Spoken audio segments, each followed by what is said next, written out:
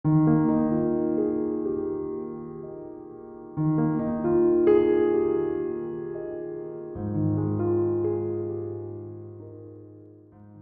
saudara-saudaraku yang terberkati, salam penuh damai sejahtera dan sukacita. Kiranya Allah Bapa senantiasa menambah-nambahkan hikmat dan pengertian bagi kita semua yang bertekun dalam menggali kebenaran firman Tuhan. Mari kita berdoa untuk memulai renungan ini. Bapa yang penuh kasih, Tuhan Allah yang panjang sabar dan berlimpah kasih karunia, kami mengucap syukur buat sepanjang hari yang telah kami lalui dengan baik oleh karena penyertaan dan pertolongan-Mu.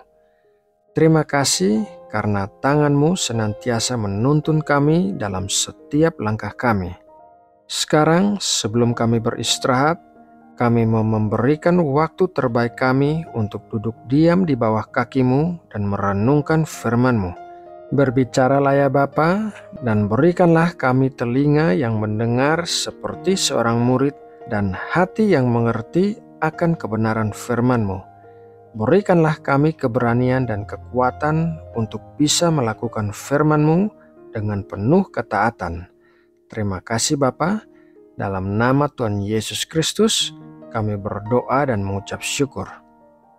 Amin.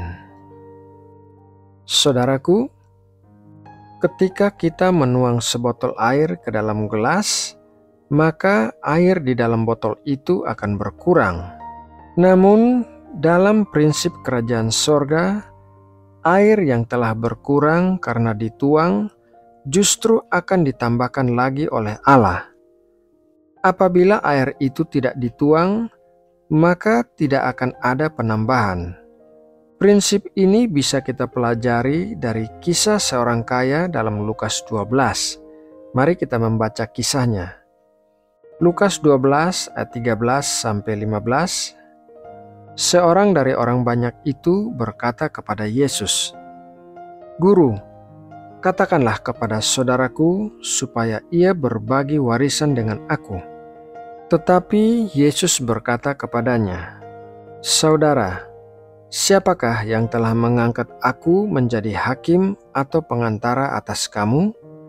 Katanya lagi kepada mereka, "Berjaga-jagalah dan waspadalah terhadap segala ketamakan, sebab walaupun seorang berlimpah-limpah hartanya, hidupnya tidaklah tergantung daripada kekayaan itu."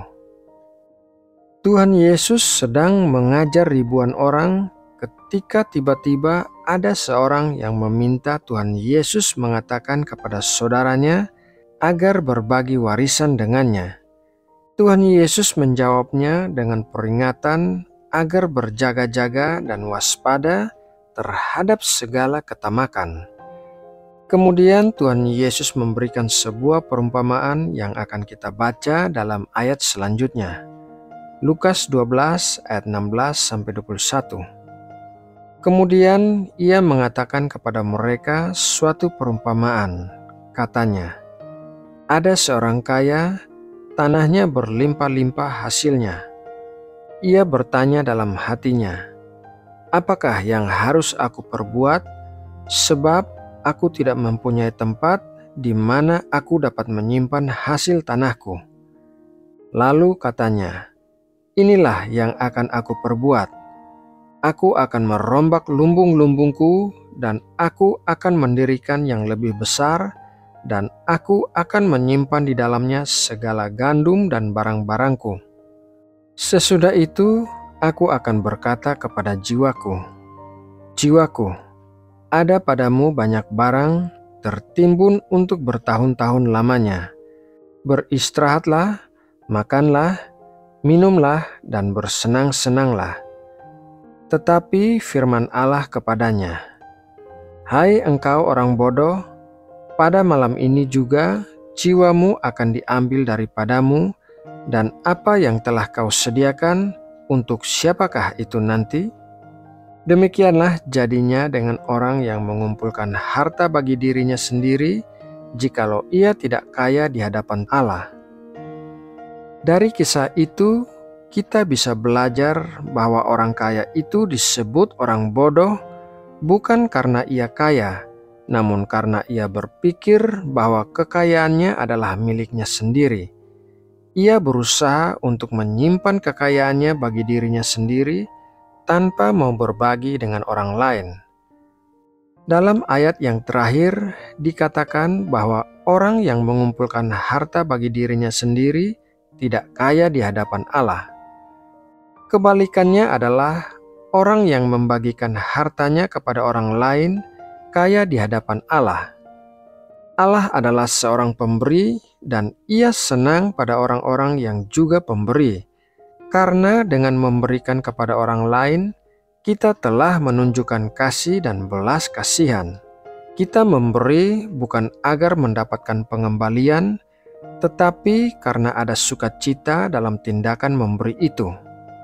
Keajaiban prinsip kerajaan sorga adalah bahwa dengan memberi, kita tidak mengalami kekurangan, karena Tuhan selalu menambahkan lagi kepada kita.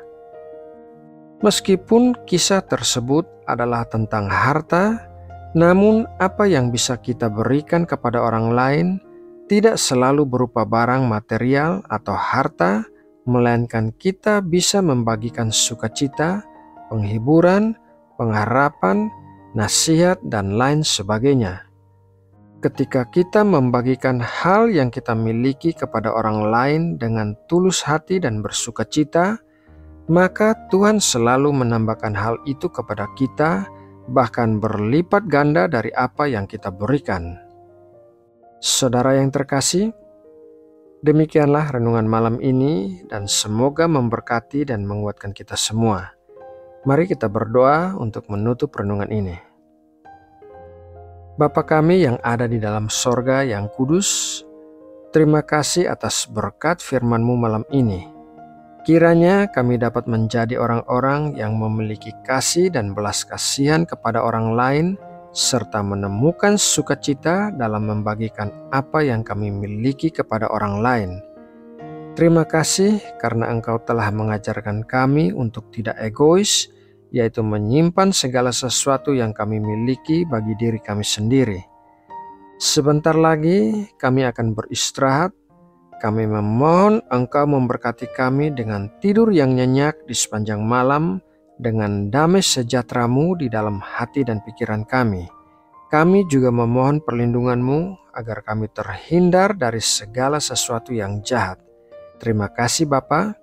Saat ini kami bawa juga Indonesia dalam doa kami kepadamu. Kiranya tangan kasih dan kuasa-Mu menaungi Indonesia. Kiranya Engkau memberikan kedamaian di seluruh wilayah Indonesia. Terima kasih Bapa.